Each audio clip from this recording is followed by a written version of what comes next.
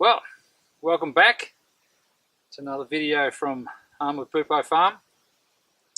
Today I'm going to talk about water. So one of the reasons I brought this particular block of land is that it has this big dam that is spring fed. So all year round I have enough water. I mean, I've only got 10 acres, but I can water the cattle, I can water the paddocks if need be. But more importantly, in this whole self-sufficiency thing, I need to be able to water the vegetable garden regularly, the fruit trees regularly, the gardens, and that all comes out of the dam. One of the things about having a spring-fed dam in an area like this, where other people don't have it, their dams in summer will dry up, where mine's always full. So, being one of the original properties in this area some 100 years ago, the dam really became, I guess, the place where all the wild birds came, and then when the property had been abandoned for years, even more so. So I have on any given day 43 wild ducks on the dam, plus my own couple of geese and their ducks. The dogs swim it, the cattle walk through it, even one alpaca loves to get in and have a splash around. So the water becomes quite dirty over time, and it's got a lot of silt into it. The house itself runs off rainwater, which, you know, it's as pure as you can get as well. But the problem with rainwater is that I'm about 200 kilometres from a city, and on any given day I can go to the edge of the mountains and you can see almost like a dome of soot and pollution sitting over the city. So I'm figuring that's probably in the rain in some of the way as well. So one of the options I've got here is to harvest the purest water that I can find, which is coming out here under these rocks, which is under this wattle tree, which is towards the top of the hill. So I am the top of the hill, there's no one above me, so there can't be any pollutants down through the soil from up there, because I know what goes into my paddocks. So this water is going to be the purest water I can find, because it's filtered all through these hills, under these tree roots and so on.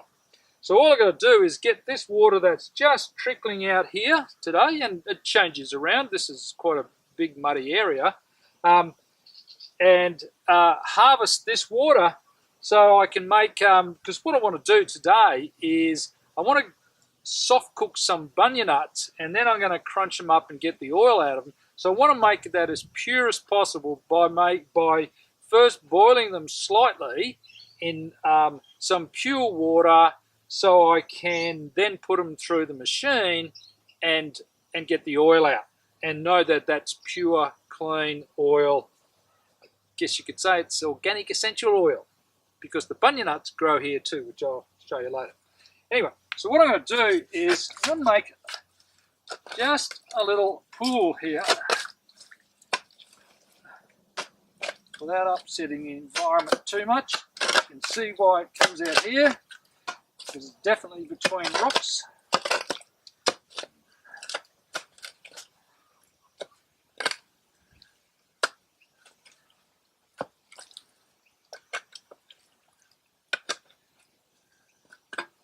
There we go. It's just by a little kid again, making dams, making puddles. We all love puddles. So I don't want to play around too much under here, but I've made myself a little dam. We'll just let that fill up, start flowing out, and we'll have a nice little supply of fresh water. So I'll come back when that water's running clear again. Have some spectators today watching me dig holes in the mud. Okay, so I've made my little dam here, and while we're waiting for that to run clear, I'll show you another way that I get water where it's a bit more swampier. So all through this area the water comes up in different places, and it seems to change each year as to where it comes up most. So another way I can harvest my water, and I'll show you, it's pretty boggy here. So I just have a 10-gallon container. What I've done is I've drilled some holes around the bottom here to allow the water to come in. and I've left a hole on the top so I can get the water out. So what I can do with this one is, so I can see the water's running across here, and it's quite boggy. So I can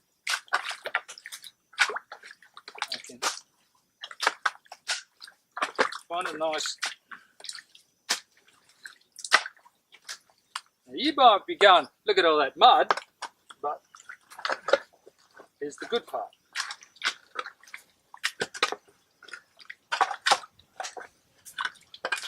So all I need to do then is sit this fella here with a couple of those holes facing up the hill.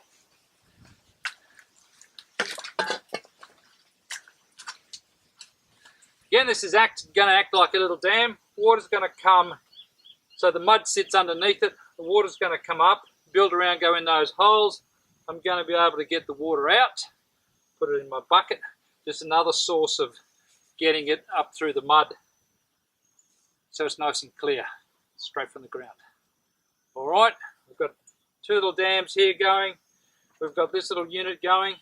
Oh, there's plenty of water in there already. We'll see how that goes, and I'll get back to you. Okay, welcome back. So here we are. Got this little dam here, and my bucket down there are now all running clear of water. Beautiful clear water. So you probably ask, why don't I make a permanent little well somewhere around here, or a permanent little dam? Well, one, the cattle walk through here, and the alpacas and the horse every now and then. So, yep, I can fence that off. That keeps them out and, you know, protects it. But, you know, frogs and cane toads will still get in it, and tadpoles, and then they poo in it, and so on, so on, so on. And I can fence it off for them. You know, the birds will still come, and they'll still sit on the netting, and they'll have a look, and they'll poo in it. So for me, it's just easier each time I want to collect some organic water is to dig a little hole like this, wait for it to clear up, and then I've got, you know, my water.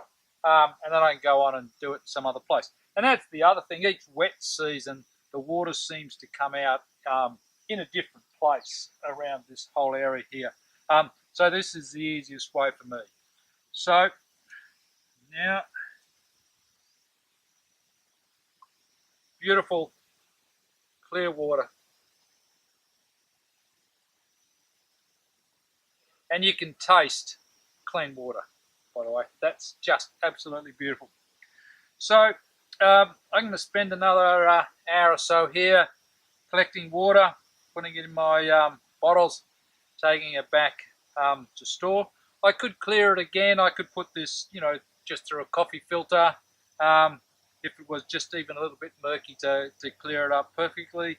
But this is now running crystal clear, so beautiful water. Thanks for watching. This is how I collect organic water, and this is how you can use this in things like essential oil, where you want to be absolutely certain there's no pesticides, no pollution, no anything.